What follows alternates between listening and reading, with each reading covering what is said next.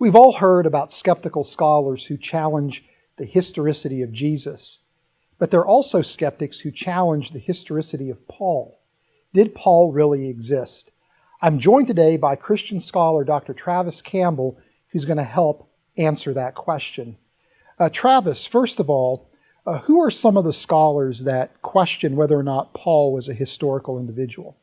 To my knowledge, the only scholar living today that questions Paul's historicity is Dr. Robert Price, a former Christian who's now an atheist, but is probably, in my estimation, the leading skeptical scholar of the Bible in general and the New Testament in particular.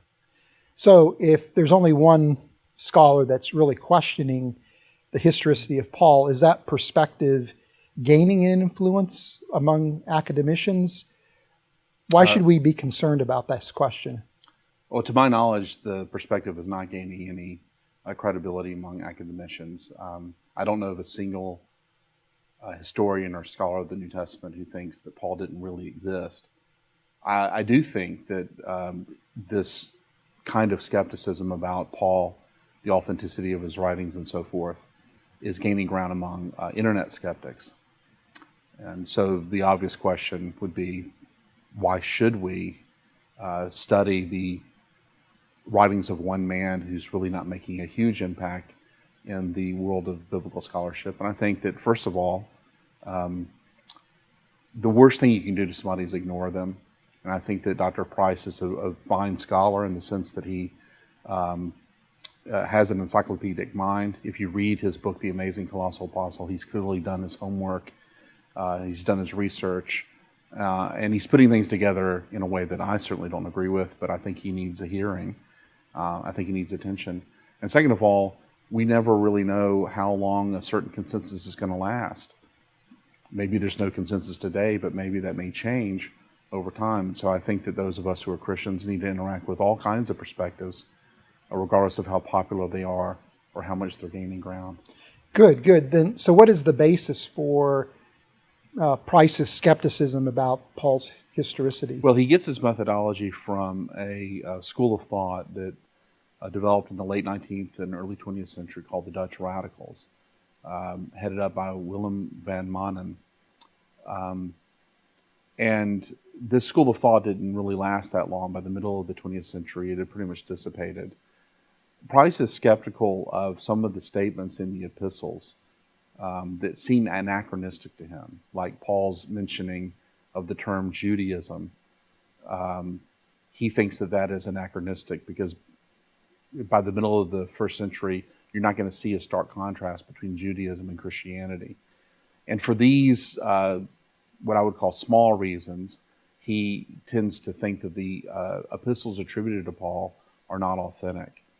He also thinks that there is a tendency among the later church, and I mean late first century, early second century, to smooth over whatever differences may have existed between the early leaders of the church. And so when he goes in with that sort of mindset, he's going to come up with a reconstruction that looks a lot different than conventional Christianity or conventional scholarship. In the next episode, we'll get to the reasons why we can believe that Paul was a historical individual. But what I want to do to close out this episode is ask the question, why is it important as a Christian that Paul actually existed, that he was the author of the Pauline epistles that we see in the New Testament?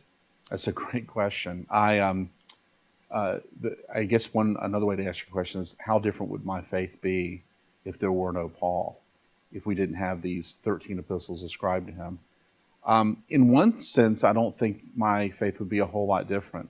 I find many of the same doctrines taught by Paul in Matthew and Mark, Luke, the other Gospels and epistles.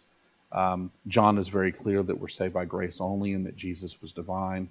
Luke is very clear that Jesus was an ideal moral teacher.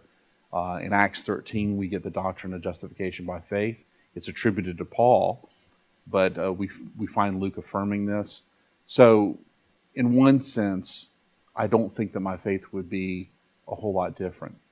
In another sense, Paul is far more clear about some of these central doctrines than the other writers are, partly because his genre is didactic epistolary literature, whereas in the Gospels we're reading narratives, and so sometimes doctrines are harder to understand via narrative than by epistle.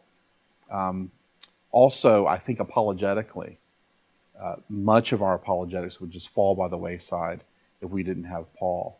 He's the one eyewitness that we have in the New Testament that serves as a link between us and the original disciples of Jesus. Without Paul, I'm certain we could have an apologetic for the Christian faith, but I think it would be a lot weaker if we didn't have him.